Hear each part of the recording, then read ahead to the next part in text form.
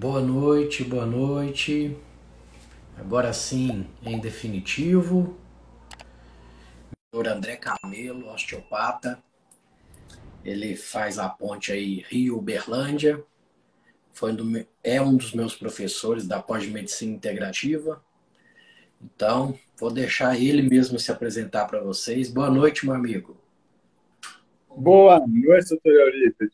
Muito legal estar aqui com você, com o público, com essa ideia fantástica, que já começa pelo nome, que é espetacular.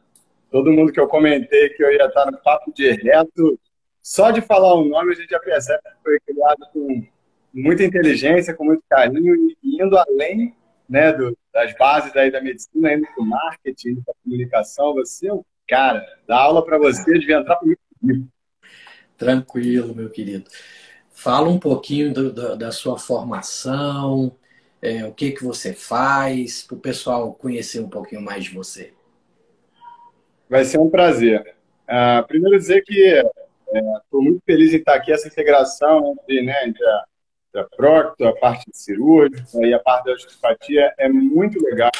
Eu sou osteopata, para quem não conhece a osteopatia, é uma especialidade médica americana, muita gente tem dúvida, né? O que é osteopatia, o que é quiropraxia, o que é... Não podem fazer as perguntas aí de me tirem logo essas dúvidas. Eu sou osteopata, tenho uma clínica aqui no estou falando, não sei se vocês repararam pelo meu sotaque, sei que eu tenho um público aí do Brasil inteiro. Sou diretor nacional da Equipe Saúde Plena, que é uma empresa de saúde, que é uma grande equipe interdisciplinar, né, e que a gente faz eventos de saúde nas empresas. A gente tem filial no Rio, São Paulo, Minas e Espírito Santo, e tem a Health Circle, que é uma empresa de mentoria para clínicas, né, que a gente ensina como trabalhar de maneira integrada, como transformar a sua clínica, que pode ser multidisciplinar, né, com vários especialistas diferentes, mas como tornar essa clínica uma clínica em que as pessoas, os profissionais trabalhem realmente integrados, que é o que a gente vai fazer hoje aqui, né? Você com esse conhecimento vasto e eu com o meu, a gente passar coisas que as pessoas não sabem sobre o intestino que não está no Globo Repórter. Pronto. Foi boa essa introdução aí, essa passada de bola, porque muitos pacientes, eu, na consulta, conversando, falo, não, eu vou associar um tratamento com osteopata para você, e muitos ficam estranham, né? Por que vai mandar para um fisioterapeuta, tudo? Então fala para a gente aí das patologias gastrointestinais, qual que você consegue ajudar a gente? Vamos lá. A osteopatia ela trata basicamente qualquer disfunção desconfortável, né? Então, muita gente conhece a osteopatia pela questão de hérnia de disco, dor de cabeça, problemas articulares de ombro e joelho, mas a gente tem que lembrar que qualquer disfunção do movimento, é, ela pode, e muitas vezes vai se tornar desconfortável, dolorosa, e que lá na frente, como a gente viu na nossa aula lá, vai gerar o que a gente chama de lesões de parâmetro maior, né? Como doenças mais graves. Então, dentro da parte de sistema gastrodigestório, eu atendo muito refluxo, já já vamos falar a respeito, azia, queimação, dor de estômago, intestino preso pra caramba, síndrome do colo irritável, que mais? Flatulência também, paciente, disfunção de má digestão, né? Também pego bastante. Que mais? Eu acho que em resumo essas oito aí. Essas oito são campeãs de atendimento. E normalmente o bacana é que o tratamento combinado, né? Normalmente com uma consulta, no máximo duas, a gente consegue complementar e zerar os sintomas do paciente. Pronto. Então, por exemplo, constipação também, aquele paciente que tem o cólon atônico, um cólon que já não funciona, esse tem que ir com mais frequência em vocês da osteopatia. A gente compartilha uma visão aí da medicina integrativa na questão das fáscias, das coberturas das vísceras, como um órgão funcional, um órgão que não é só de sustentação, movimenta eletricidade ali dentro, movimenta produtos químicos ali, já tá para cair por terra essa questão aí de ser Graças só de sustentação, né? O que você me conta aí desse sistema de sustentação que tem muito mais funções? muito. Poxa, legal você já entrar nesse assunto. Então, eu queria pedir aí, tanto aos nossos colegas médicos, quanto aos pacientes também que seguem o seu canal, que postem suas perguntas aqui e a gente vai respondendo. Então, assim, os anatomistas, né, pessoal? O pessoal que abre os corpos aí para estudar a gente por dentro, eles sempre que eles abriam os corpos, eles queriam ver os órgãos, né? O fígado limpinho ali, bonitinho, o estômago, o intestino, etc. Então, eles iam tirando tudo que é tecido, mais ou menos como a gente faz quando vai fazer um churrasco. Quando a gente vai no açougue e pega aquela posta bonita de carne, a gente não quer aquela capa branca, né, borrachenta, que a gente chama de pelanca. Só que aquilo ali tem um papel fundamental para a gente. Aquilo ali são as fáscias. E cada vez mais se falam em fáscias, só que a gente ainda está na época de falar nas fáscias musculares, que são os tecidos que grudam e que dão, que modulam, né, por fora e dão forma aos músculos. O que a gente vai falar aqui são as fáscias viscerais, são as fáscias que prendem os seus órgãos no lugar. Se você já parou para pensar, você que está assistindo a gente, mas se não tivesse esse tecido, quando você fosse tocar o chão, quando você fosse abaixar, todos os seus órgãos dentro da sua barriga iam cair no chão, né? Só que mais do que essa sustentação, que já é muito importante, porque, por exemplo, o seu intestino, ele se prende na sua coluna lombar através de um tecido chamado peritônio posterior. É como se fosse um saco que gruda tudo lá dentro da sua barriga e ele fica preso na lombar. Eu tenho trocentos pacientes, imagino o doutor Euripides também, que falam assim, nossa, quando eu fico constipado, meu intestino fica preso, a minha lombar dói. O que é isso? Está cheio de cocô e está repuxando a lombar. Se você não tem nenhuma disfunção na lombar, pode não doer. Mas se você tem uma disfunção na lombar e que comprima a raiz de algum nervo, ou que faça com que o músculo tenha que se contrair a mais, vai doer, vai ficar pesado, e você nunca vai ver uma... Infelizmente, né, muita gente não sabe a correlação entre o intestino e a coluna lombar. Então, esse é o primeiro ponto.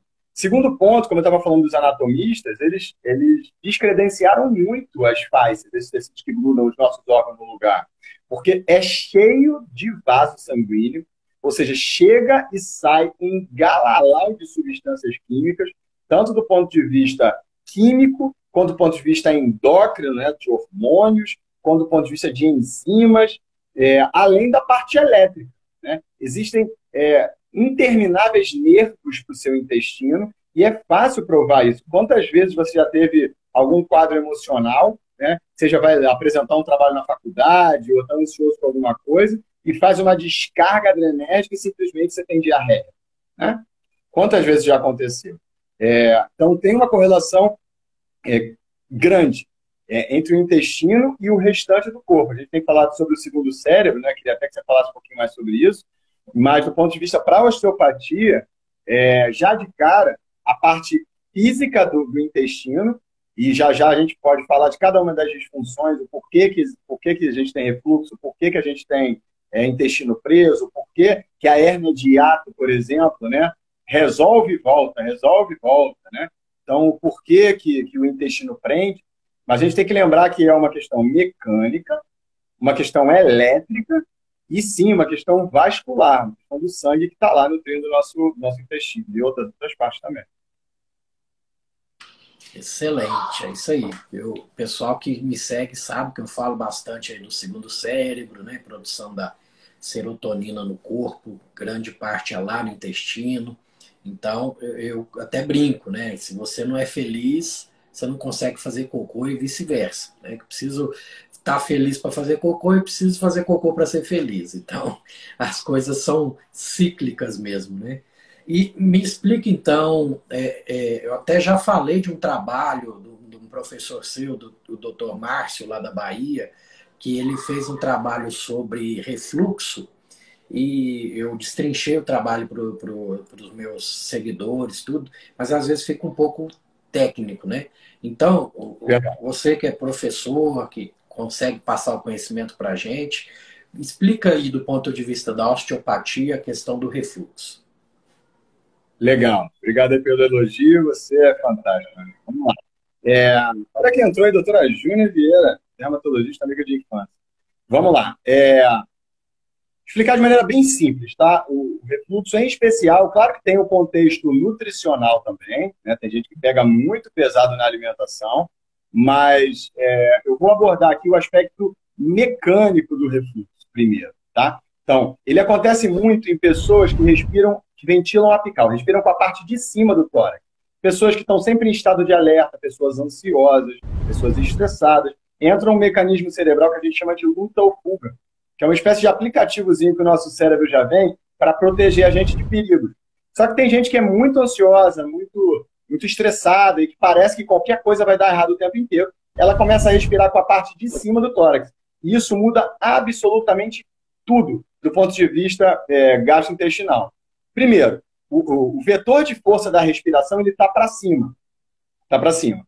E ele deveria ser para baixo, porque o nosso diafragma, quando contrai, ele puxa os nossos pulmões para baixo e o nosso ar deveria entrar sugado, como se fosse um êmbolo de uma seringa, né? Quando o diafragma não faz esse papel, porque você está respirando para a parte de cima, para esses três músculos aqui, né? Esternocleidomastoide, escaleno e trapézio, o vetor de força é para cima, e aí as primeiras mudanças que acontecem, além do diafragma daqui para baixo, é que esse vetor começa a repuxar a cárdia. Para quem não sabe o que é a cárdia, é uma válvulazinha que gruda no nosso esôfago, né? Que é o caninho que vai levando, depois da sua boca, vai levando o alimento até o estômago.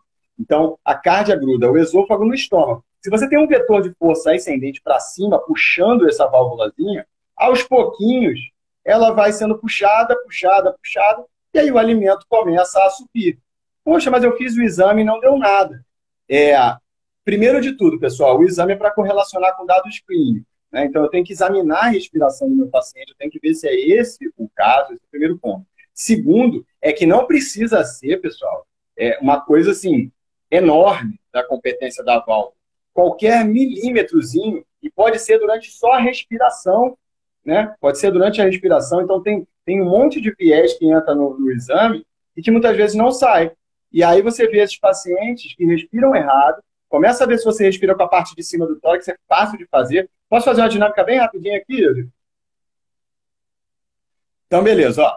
Você que está assistindo a gente, para ver se você respira apical ou não, fecha o olho, continua ouvindo a minha voz, bota uma mão no seu peito, no seu tórax, assim, ó, e bota a outra mão na sua barriga, logo acima do seu umbigo. Fecha o olho ouvindo a minha voz e continua respirando. Com calma, tranquilo. Vê qual mão que mexe mais, se é a mão do peito ou se é a mão da barriga. Se a mão do peito mexe mais do que a mão da barriga, você ventila apical e tudo que a gente está falando aqui pode vir mais para frente acontecer com você. Então, o que é que eu faço? Na osteopatia, eu trabalho relativamente simples. É difícil de fazer porque a gente estuda muito, mas no conceito é muito simples. É empurrar para baixo, né, aquelas fáscias, os tecidos que grudam a gente por dentro. A gente tem a fáscia cérvico-torácica, tóraco-lombar, e eu vou mexer bem aqui, ó, na altura da cárdia, aqui entre as costelas, e vou empurrar para baixo. Incomoda um pouquinho, mas é um trabalho bem rapidinho. Depois eu vou pegar no apêndice tifoide, que é o finalzinho aqui, ó, do tórax, esse ossinho aqui da boca do estômago, empurrar para baixo, lógico, do jeito certo. Então, mas você pode começar a tentar fazer. Manda mensagem pro Papo de Reto aqui, ver se deu certo ou não. Se não der certo, eu entro aí para ajudar, tá? Mas é respirar pela barriga e empurrar aqui para baixo e depois o apêndice tifoide para baixo. Basicamente é isso. E melhora muito. E vou te dizer, tem mais de 70% dos meus pacientes resolve com uma consulta só. Se for uma questão mecânica. Se for uma questão alimentar, se for as outras causas, aí ok. Isso, por isso que associando o trabalho, né, você tem, eu costumo brincar com meus pacientes que você tem que ter um osteopata para chamar de seu, fica muito mais fácil, né? Que aí eu vou agir nessa parte alimentar, vou agir nessa parte até medicamentosa, em alguns casos não tem como, meu remédio está aí, né? Para ajudar também, não é? A gente não demoniza as coisas também, né? E alguns casos cirúrgicos mesmo, que não tem jeito, que o defeito é tão grande que sobe, o estômago está praticamente dentro do tórax e não tem muito o que a gente fazer sem ser uma correção cirúrgica. Meu querido, tem um assunto que nunca trataram aqui no Papo de Reto. Não sei se vou te pegar. Não sei se vou te pegar de surpresa, mas bruxismo. Eu sei que você é expert nisso aí, e isso repercute não só na parte intestinal, como emocional da pessoa também. Me faz um potpourri aí, um resuminho sobre bruxismo pra gente. Vamos lá. Eu dou muita aula para dentista, falar de postura, eu falo de olho fechado, assim, Netflix. É o seguinte, existe um sistema nervoso chamado sistema estomatognático. Apesar desse nome, ele é relativamente simples. Ele é um conjunto de nervos que é composto por trigêmeos, coclear, entre outros, mas que dá sensibilidade e movimentação ao nosso rosto. Em especial, a nossa boca. A nossa boca é extremamente sensível, né? Quem aqui nunca foi ao dentista que uma restauraçãozinha de 1 milímetro a mais, você sai, você parece que tem, né, um alien na boca. E o bruxismo ele é o que a gente chama de parafunção. Ele é uma alteração da corrente elétrica que passa nos nervos do rosto. Lembrando que esses nervos do rosto eles vêm diretamente do seu cérebro. São os pares cranianos, né? Então, qualquer disfunçãozinha num nervo desse é, faz uma bagunça grande, não somente no seu rosto, não somente na musculatura, né, que faz você mastigar, falar, deglutir, mas também no seu corpo e no seu sistema nervoso como um todo. A gente tem que lembrar que o nosso sistema nervoso ele é indivisível, ele é uma coisa só. Então, vou dar um exemplo bobo aqui para vocês, mas para ser bem prático. Quantas vezes vocês já ouviram no final de ano assim, ó, quando eu estou aqui, eu vivo esse momento lindo, e você fica todo arrepiado, né? O que é isso? É o seu sistema límbico, o sistema das emoções, lá dentro de um lugar chamado hipocampo e hipotálamo, mexendo com a sensibilidade dos nervos do corpo inteirinho. Então, sim, quando você tem uma alteração emocional, todos os seus nervos podem receber aquela corrente elétrica e mudar a sua sensibilidade. E o contrário, quando você tem alterações nos seus nervos, podem alterar também a sua parte comportamental. Então, focando aí, trazendo para o nosso papo de reto, a gente tem esses nervos que estão dentro do cérebro que vão inervar o rosto, e um deles, por exemplo, é o hipoglosso, o outro é o glosso faríngeo, e que participam até o próprio nervo facial. Pouca gente sabe que o nervo facial ele tem uma vertente do terceiro, um terço da língua, né?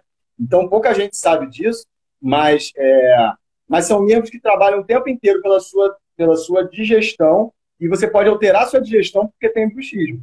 Não só a questão do cansaço, não só a questão de dor, de reposicionamento da mandíbula, mas mexe sim. Eu tenho paciente que tem bruxismo e tem dor no joelho. Tem paciente que tem bruxismo e que faz uma coisa chamada cervicobraquialgia, que é aquela dor que irradia para o braço, né? E aí eu pego, coloco a vértebra no lugar, desensibilizo o nervo, mas se for causado, por exemplo, uma disfunção de uma mordida cruzada, por exemplo, ou se for a perda do que a gente chama de guia dos caninos, né, do 13 e do 23, são os nossos dentes de vampiro. Aliás, fica já mais uma dinâmica aí para você fazer. Você pode olhar no espelho rapidinho e ver se seus caninos ainda têm a pontinha do vampiro.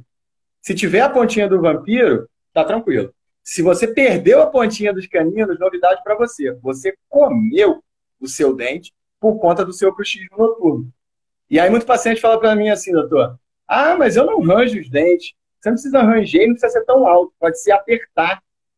Pode ser durante o dia, certo? Então, assim, o bruxismo é relativamente simples de tratar.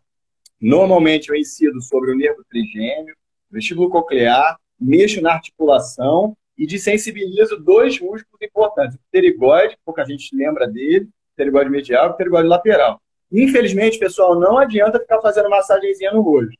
Não adianta. Tá? O problema é neural, é o nervo. Enquanto não mexe no nervo, não adianta. Certo? Deu para esclarecer, doutor? Excelente, excelente. E eu tratei... uma colega aqui, pode a Elizabeth disse que tem muita dor na face lado esquerdo. Elizabeth, se você manda direct para mim, que eu te ajudo. Tá bom? Vai ser um prazer te ajudar. Manda um direct. Pronto. O doutor André Camelo, ele me tratou. Eu estou usando as palmilhas aqui, viu? Tá, já chegou, já estou pondo em prática, né? E explica um pouquinho para o pessoal essa questão aí da importância da fáscia plantar, né? Da gente pisar corretamente. E a porcentagem de pessoas que tem diferença aí nas pernas, mesmo que pequena, né? Que a minha era bem pequena, e aquela questão da convergência ocular, dos músculos oculares. Fala pra gente. Isso chega a ser divertido, né? Vamos lá, pessoal. Então, o que o doutor Elipe está falando é o seguinte. Começar do começo só para ficar mais fácil. Como eu disse, o sistema nervoso ele é indivisível e ele tem 4 entradas de informação para manter a sua postura.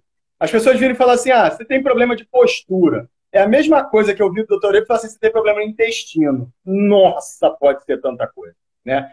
Você precisa melhorar a sua alimentação. Meu Deus do céu. Então, postura é uma coisa complexíssima. É um sistema nervoso completamente integrado e tem 4 entradas. Como a gente já falou, né? A boca, o sistema estomatognático, o ouvido interno, os olhos e a planta dos pés. Eu vou começar pela planta dos pés. A planta dos pés ela tem mais terminações nervosas, que a gente chama de baroreceptores, proporcionalmente, do que o corpo inteirinho. Daí eu não saco nada de medicina chinesa, medicina oriental, saco nada. Mas assim, se você for olhar na medicina oriental, os caras têm 10 mil anos fazendo isso, tem lá os reflexologia, né, os mapas de como o pé é importante, e a orelha, né, o ouvido interno. Então, assim, eles já descobriram isso, só que de um jeito diferente, eles observaram de um outro jeito. Eu estou falando aqui é científico, tá? Do ponto de vista da medicina ocidental. Seguindo. Então, na sola dos seus pés tem muitas terminações nervosas, muitos baroreceptores, são sensores de pressão. E quando esses sensores de pressão não estão funcionando direito, por trocentos motivos, calo, por exemplo, tem gente que tem muita calosidade, uma perna maior do que a outra, torceu o tornozelo e não reabilitou direito, fez uma cirurgia, 1 milhão de motivos para você não pisar direito. A informação que vai subir pelo sistema para avisar o que é que está acontecendo, ela sobe meio torta. Ela sobe como se fosse um curto-circuitozinho.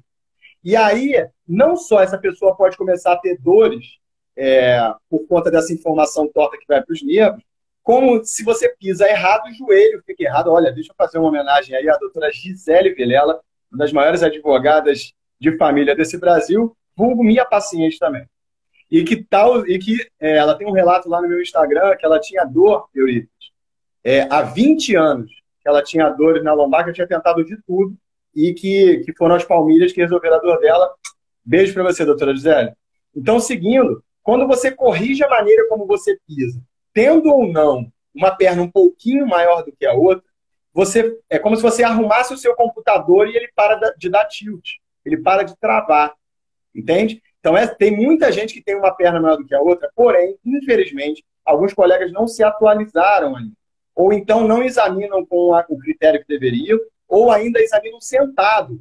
Não dá para descobrir, olha que modéstia à parte, eu sou muito bom no que eu faço, mas descobrir que uma pessoa tem a perna maior que a outra sentada é mais difícil, né? É mais difícil. Então tem que examinar, tem que botar em pé, tem que testar, né? Então, quando a gente consegue descobrir que a pessoa tem 4 milímetros, 5 milímetros, uma perna maior do que a outra, aí a gente coloca a palmilha de teste e é impressionante, você passou por isso, a Gisele passou por isso, você está com a dor, você faz o movimento, dói minha lombar, dói meu joelho, dói seja lá o que for, você bota a palmilha de teste e simplesmente a dor, o sono diminui pra caramba na hora. Na hora. Se não melhorar na hora, eu normalmente nem palmilha. Eu trabalho com outras técnicas, mas a palmilha melhora na hora. Eu tenho um paciente, aliás, tem 2 pacientes com o mesmo caso, pacientes que tinham dor no ombro e que foram lá, já tinham tratado com todo mundo e tal, e pacientes com bom poder aquisitivo, ou seja, tinham tratado com bons profissionais, e que aí levanta o braço, o paciente faz, dói. Aí eu vou e coloco a palmilha, porque, por exemplo, tem uma perna maior do que a outra, e ele fala assim, levanta o braço de novo. Aí o cara pega e fala assim, ai. Peraí, só um jatinho. Você bota a palmilha na pessoa que estava fazendo dói. E aí, quando você bota a palmilha nela, a dor passa na hora. Aí o cara faz assim, ué, cadê a dor que estava aqui? Ela falou, você estava tratando o ombro, tem que tratar a perna, que é uma maior que a outra. Quando você tem a perna maior do que a outra, olha aí, Nelsinho 021. Esse, se eu não me engano, esse moleque é mais um paciente meu, que com 18 anos tinha 4 hérnias de disco na lombar, queriam operar ele, e o caso era perna maior que a outra. Botou a palmilha, voltou a jogar o futebol dele na praia. É um clássico isso. Então, botar a palmilha, você reeduca a movimentação do seu ilíaco, que para de repuxar o grande dorsal, que para de puxar o ombro para baixo, que para de dar processo inflamatório no tendão do bíceps, que sai no exame. Você entendeu o negócio que eu falo dos exames que eu falei para vocês lá, que a gente tem que ser criterioso com os exames? O cara faz o exame, tem uma tendinite no tendão do bíceps. Beleza, tem. Só que por quê? Ninguém se pergunta por quê. Se tem atendido de tendão no bíceps, é um cara que passa o dia inteiro assinando o documento. Por quê? Porque no lado direito e não no lado esquerdo. Entende? Porque ele tem a perna maior que a outra, que roda o ilíaco, que puxa o tendão dorsal, que faz, e que bota em tensão o tendão do bíceps. E muitas vezes, só para complementar aqui, muitas vezes, pessoal, é uma curiosidade, pouquíssima gente sabe também, mas a movimentação dos olhos, ela define o posicionamento da sua cabeça, junto com a boca. Você já conversou com pessoas, doutor, que conversam com você assim, ó?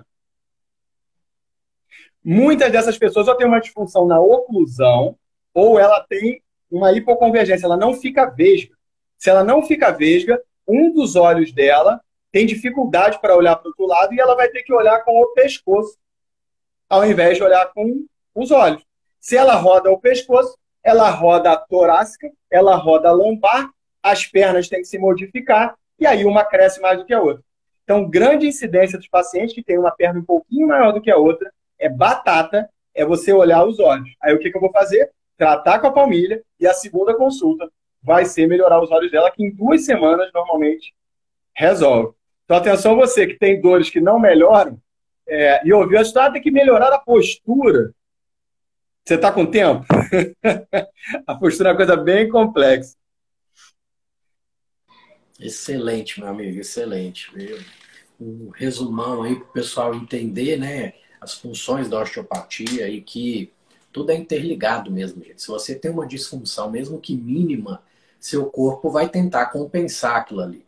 E você pensa o cara que está com isso há 5, 10, 15 anos, o negócio já ficou crônico, aí realmente começa a estourar em outros locais o problema, né? E vai procurar o especialista. O cara é especializado só em ombro. O cara vai olhar só seu ombro. Você é um ombro para ele, né? É complicado. É o que a medicina integrativa traz, que é olhar o ser humano como um todo, né? Exato. Vou responder aqui o Marcelo aqui, doutor, se não for te incomodar, coisa bem rápida. Tranquilo. Eu não gosto de deixar passar. Marcelo PS, ele colocou, doutor, meu filho de 8 anos possui os pés planos. As palmilhas podem ajudar ou o procedimento cirúrgico seria indicado? Assim, normalmente a gente não faz cirurgia para pés planos, tá? Não se faz mais isso. Porque o que a gente tem que fazer é estimular os baroreceptores, sensorizinhos da sola do pé dele, entendeu? A não ser que ele tenha nascido com uma coisa que a gente chama de pé torto congênito. É um quadro bem grave, pé bem tortinho aí, ok, o colega ortopedista em geral é o profissional indicado. Mas tirando isso, a gente não opera o pé de uma criança de 8 anos. O que a gente vai fazer é estimular ela a andar descalça, etc, etc. E normalmente a gente palmilha se ela estiver desenvolvendo uma perna um pouquinho maior do que a outra. Caso não, eu normalmente começo a palmilhar só a partir dos 10, tá? Dependendo do caso. Mas, mais uma vez, manda direct para mim que eu te ajudo, Marcelão. Vai ser um prazer, tá bem? Excelente. Eu acho que os assuntos em si a gente deu uma esgotada, então a Doris está com uma pergunta interessante aí, ó. Uso de salto alto, até que ponto pode comprometer a coluna? Em nada. Niente, nada, nothing, lenda. Só o seguinte, quantas milhões, diria bilhões, de mulheres usam salto alto? Qual é a grande questão? É o que você mesmo já falou. O corpo vai se adaptar. Beleza, tranquilo, não tem problema. O problema vem quando o corpo não está conseguindo se adaptar. Então, o problema não é o salto alto. O problema é o seu corpo que não está conseguindo se adaptar e a gente tem que examinar e descobrir o que é. É a maneira que a pessoa respira? É uma perna maior do que a outra? É o olho? É a boca? É uma cicatriz de uma cirurgia fundamental, por exemplo, que já salvou milhares de vidas, imagino eu, com apendicite? Tem que fazer, não tem jeito. Tem que fazer. Você deve ter salvado incontáveis vidas com essa cirurgia, né, para não supurar, etc. Mas fica, muitas vezes, uma aderênciazinha no corpo. E aí, muitas vezes, isso pode dar uma dor na lombar. Muitas vezes, na espinha ilíaca posterior superior, no encaixezinho do sacro com o ilíaco. Né? Mas é melhor ter a vida do que, né? Então, tem que fazer a cirurgia. Só que muitas vezes, mais pra frente, anos depois, surge essa dorzinha. É mexer na cicatrizinha, ó, some rapidinho. Então, ó, use seu salto alto. Caso você esteja sentindo dor, você sabe que o problema é seu, não é do salto alto. E, mais uma vez, pode mandar o direct aqui, ó. Dor no quadril, pode usar palmilha? Deve. Primeira coisa é o seguinte, Eurípides. O quadril é o campeão da frase que eu digo, não é quadril. O que chega de paciente para mim dizendo que está com dor no quadril e não é quadril, é intestino, porque a raiz do mesentério se prende na espinha ilíaca fossa superior à direita, né? Então tem gente que sente dor nessa região aqui, é intestino. Tem paciente que tem a perna maior do que a outra, tem paciente que tem cicatriz, tem paciente que o diafragma não ventila, não empurra o intestino, não empurra o intestino para baixo. O diafragma se prende entre L2 e L4. L1 e L2 são os nervos que vão para o seu quadril. Então, assim, quadril quase nunca é quadril. Mesmo que no exame esteja escrito você tem, você quer no quadril, desconfie, porque essa sobrecarga também está em outro lugar, muitas vezes no nervo. Então, pode, deve usar palmilha, manda direct para mim que eu te respondo isso. Excelente. Eu tenho uma dúvida, a questão dos corredores, por exemplo, né? O pessoal que corre. Esses tênis ultra mega modernos que diz que faz e acontece. Eu tenho até já entrevistei o André Burgos, ele corre de chinela havaianas para mostrar que não tem problema nenhum. E o que a osteopatia fala disso? A osteopatia diz que um tênis é caro, que dá muito dinheiro. É isso que a osteopatia diz. Dá muito dinheiro. Então, assim, qual é a grande questão? O ser humano foi feito para correr descalço. A gente sempre correu descalço. O cara que, não sei se você sabe, inclusive, fazer propaganda aqui da Nike invertida, né? Nike, né? Quer dizer, vencemos, né? Conseguimos, vencemos. Então, os caras, quando tiveram uma batalha na planície de maratona, né, foram correndo para avisar os 42 quilômetros de onde surgiu essa história dos 42 quilômetros da maratona, o cara correu descalço, entendeu? O grande lance, mais uma vez, infelizmente, a nossa vida cotidiana, ela faz com que a gente não faça mais o que aquele cara, há 10 mil anos atrás, fazia no tocante à movimentação do corpo. E aí tem partes do corpo dele que já não se movimentam como deveriam e já não se adaptam como deveriam, entendeu? Então, o problema não é o tênis, o problema, mais uma vez, é você que não está se adaptando. Claro que, assim, se você corre grandes distâncias, ter um amortecimento um pouco melhor vai te ajudar muito. Mas essa história de impacto, você não pode impacto, infelizmente, não é isso. Não é que você não possa ter impacto. Você tem simplesmente que ajustar o seu corpo para o nível de impacto da atividade que você faz. Então, cuidado com essa história de pagar 800, 900, 1.000, 2.000 reais em tênis, blá, blá, blá, até porque ele não é personalizado para você. Aí tem aqueles exames que eles passaram a fazer justamente para combater quem dizer que não era personalizado. Então, assim, eu particularmente sou um crítico ferrenho e espero que a Nike não me processe hoje. Só amanhã de manhã. Certo. Então, aproveitando a pergunta de esporte, né, que eu recebo muito a questão de, e ciclista pode dar hemorroida, aquele selinho, tudo. O ciclismo em si, eles dão muito problema de quadril, de desgaste articular, tudo. Alguma dica para eles da parte primeiro, da osteopatia? Pode ter gente aí que ainda não assistiu uma live sua falando sobre a hemorroida no ciclista e eu fiquei muito curioso também. Me fala aí. Vamos lá. A questão da hemorroida é que você não vai fazer ciclismo se você está com ela para fora. Porque você vai ter incômodo, ponto. Incômodo você vai ter. Mas o ciclismo em si não vai te causar hemorroida. Você tem que ter um problema no coxinho hemorroidário e ele desabar. Então, nesse caso, se é algo que prejudica a sua qualidade de vida, vamos operar essa hemorroida aí. Porque eu só opero o paciente que tem a qualidade de vida prejudicada por aquele problema.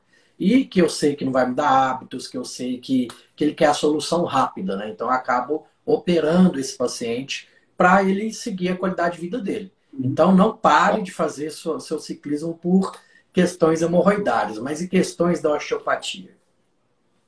Vamos lá, com relação ao ciclismo, o que eu costumo dizer muito, você assistiu a minha aula, sobre, por exemplo, lesões por esforço repetitivo, né? Então, você pega, por exemplo, as rendeiras lá do Nordeste, minha avó era de lá, e aí ficavam anos, olhei mulher rendeira, olhei mulher rendar, me ensina a fazer renda, me ensina a namorar, no mesmo movimento. Nunca tiveram tendinite. Aí você contrata uma pessoa e coloca para digitar, 6 meses depois ela está com uma tendinite, uma tendinossinovite, uma certa braquialgia. A questão não é o movimento repetitivo. São duas questões.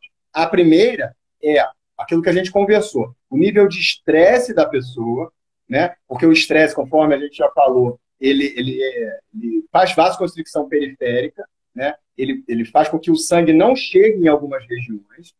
a lubrificação articular fica alterada, um monte de coisas ficam alteradas, e aí o desgaste acontece com mais frequência. Esse é um ponto. 2, para o seu público adorar. Artrose não dói. Vou falar de novo mais de perto. Artrose não dói. O que dói na artrose é o que causou a degeneração na articulação. Então, você tem uma falha na movimentação, que está sobrecarregando aquele lugar, que vai rec, desgastando a cartilagem. E aí, esse processo, essa mãozona aqui, ó, de uma perna maior do que a outra, de tudo que eu já falei, que causou a artrose, também causa a dor. Tanto é que quando a gente trata e tira esse fator compressivo, essa sobrecarga, a artrose continua lá, você faz o raio-x, faz a ressonância, a artrose continua lá, mas não dói mais. Entende? Então, voltando aí para a tua pergunta, as degenerações articulares, primeiro elas acontecem muito por conta de fatores vasculares, a nutrição daquele tecido, o quanto o atleta está ajustado, se ele tem, por exemplo, uma escoliose, ele vai pedalar mais com força do que o outro, a técnica do atleta, equipamento, mas as degenerações, em geral, elas fazem parte da vida, e o atleta vai ter muito mais, mas não necessariamente dolorosas, entendeu? Excelente, meu querido. Você está com tempo corrido, eu fico muito feliz aí do aceite, que, vamos dizer assim, lá na Clarissa foi paixão à primeira vista, gostei muito do seu astral, da pessoa que você é. Aí eu termino, geralmente eu peço indicações de livros que mudou a vida da pessoa. Se você tiver algum na lata aí e quiser falar, pode falar. Claro, vai ser, eu vou ter que, você sabe que eu sou um cara muito,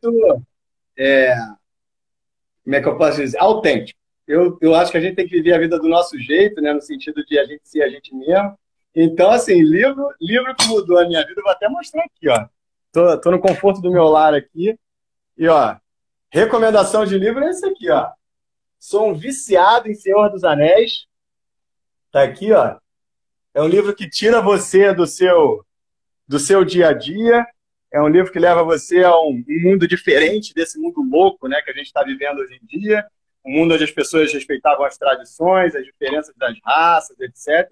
Quem não quiser ler o livro, assista os filmes, mas de preferência na versão estendida. São no mínimo 4 horas cada um deles. Tem a versão do Hobbit também. Então essa é a minha recomendação de livro, é que a gente desligue um pouquinho, vá para um outro universo e volte um ser humano ainda melhor. Maravilha. E eu tenho feito uma provocação com os convidados dessa temporada, dessa terceira temporada. Por que eu devo procurar o Dr. André Camelo? Por que você deve procurar o Dr. André Camelo? Quer que eu diga seu diagnóstico no ar aqui? Não, no meu caso eu sei, mas por que um paciente te procuraria? Uma perninha um pouquinho maior do que a outra, mais disfunções cervicais. Mas vamos lá, pessoal. Eu tenho três grandes públicos que eu amo atender, tá? Dor no cóccix. Como a osteopatia pode ajudar? Normalmente a dor no cóccix, a gente vai ajudar em 2 aspectos. Um, mexendo no próprio cóccix. Normalmente ele está em flexão, ele está para dentro. E tem um ligamento chamado ligamento sacrococcígeo, que o que dói não é o cóccix, é o ligamento. Ele fica esticado e dói que é o cão, porque ele tem muita terminação nervosa. Então, o que a gente vai fazer pode ser por fora ou pode ser com toque retal. O que a gente vai fazer, que o doutor Eurípides deve fazer essa técnica também, é botar o dedo e puxar para fora. Ou do lado de fora, trabalhar o ligamento. Normalmente melhora bastante. Pacientes de cóccix normalmente ou caíram sentados, ou, eu cheguei a comentar isso na aula, pacientes que fizeram whiplash, doutor. Pacientes que fizeram chicote, acidente automobilístico, por conta da ligação da primeira vértebra cervical com o cóccix do filamento terminal, o paciente bate o carro e fica com dor no cóccix, acredita? Enquanto não resolva a cervical dele, o pescoço, o cóccix não melhora. É bizarro, né? Excelente. Sim, cicatriz cesariana também funciona. Pessoal, quem tiver dúvida, eu vou responder todas no direct. O doutor Eurípides deve ter outras atribuições do que ficar me ouvindo falar aqui. Então, para terminar, por que procurar o doutor André Felipe Camelo, na verdade, é a osteopatia? 3 motivos em geral. Em geral, pacientes que já tentaram todo tipo de tratamento, e não estou desdenhando de nenhum deles, seja fisioterapia, acupuntura, medicação, sei lá. O diferencial da osteopatia, na minha opinião, é tratar a causa. o porquê que você tem uma hernia de disco, o porquê que você tem uma dor no ombro, por que você tem refluxo, por que tratar a causa. Então, pacientes já rodaram por todo mundo e não melhoram, normalmente melhoram com osteopatia. Segundo, aquele paciente que já fez todo tipo de exame e não descobre o que ele tem, aquela dor. Uma dor na barriga à direita, faz ultrassom abdominal, faz um monte de coisas, e normalmente é uma disfunção do movimento que não sai em exames. Normalmente o osteopata vai examinar e vai tratar. E o terceiro, pessoas que não querem operar, né? Pessoas que não querem operar o joelho, o lombar, papapá. Normalmente a gente tem um índice de na faixa de 90% de prevenção de cirurgias. Então são esses três os grandes públicos que eu amo muito tratar. Meu amigo, eu amei a live. Se você quiser me chamar segundas, quartas e sextas, eu gostei muito. Papear com você é fantástico. O pessoal também adorou, só vendo as reações aqui. Pode ser que a gente programe aí um bizinho aí para o pessoal. Muito obrigado, tá? Amigo, professor, tenho muito a aprender com você. E termino, se você quiser deixar uma frase final para o pessoal, e a gente finaliza aí. Eu vou deixar. Vou deixar assim. Tem uma frase aqui, minha, né? Que eu costumo dizer, que é assim, ó. Agir sem sonhar é fugir da felicidade. Sonhar sem agir é fugir da realidade. Sonhe e haja. E seja feliz. Muitas pessoas ficam simplesmente no piloto automático, né? Fazem e não sonham. E tem um monte de gente que é o contrário. Que sonha, mas não faz nada, né? Então tem gente que foge da felicidade por não sonhar, tem gente que foge da realidade por ficar só sonhando. Então, é sonhar, agir e ser feliz como esse cara fantástico de quem eu virei fã, Dr. Eurípides. Muito obrigado e espero que eu possa estar outras vezes, que eu realmente gostei bastante. E ao seu público, manda direct para mim que a gente vai ajudar. Então depois o pessoal vai no podcast, o pessoal vai no canal do YouTube, vai ficar aqui também. Então eu termino sempre com as frases gratidão e carpe diem. Saúde plena a todos. Posso só chamar o pessoal para assistir meu programa de rádio? Sim. Então, quintas-feiras, pessoal, tem um programa de rádio, quintas-feiras, 11 horas da manhã, numa rádio online, ou seja, você assiste em qualquer lugar do país, do mundo. O nome da rádio é Rádio Ponto e Vírgula, exatamente assim, radio.e.com. E o nome do programa é às 11 horas da manhã, onde já levamos o Dr. Eurípides, tem um show lá, é o Doutor Ponto e Vírgula. Somos eu, um psicólogo, uma nutricionista e uma fisioterapeuta pélvica falando dos mais diversos assuntos. Chamar vocês para assistir. E mais uma vez, se estão no canal certo, Papo de Reto é o pior. Valeu, pessoal. Fica com Deus. Boa noite. Até mais. Até mais.